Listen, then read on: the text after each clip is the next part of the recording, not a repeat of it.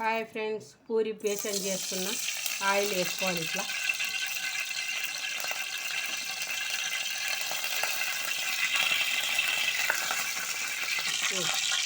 శనగపప్పు, మినపప్పు ఇది ఇట్లా వేపుకోవాలి. ఉల్లిగడ్డ,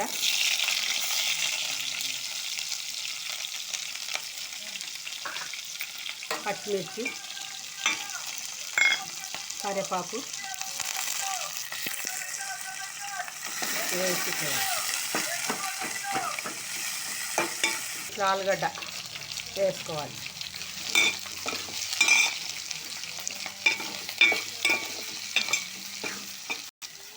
పసుపు వేసుకోవాలి. ఇట్లా 2 స్పూన్లు.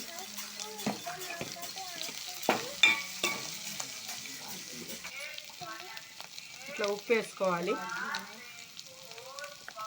ఉప్పు వేసుకొని వాటర్ వేసుకోవాలి.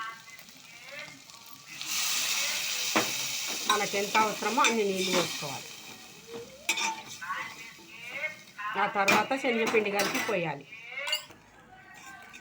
ఇది ఇట్లా మసిలిన తర్వాత కడుపుకున్న మన శనగపిండి పోసుకోవాలి. ఇట్లా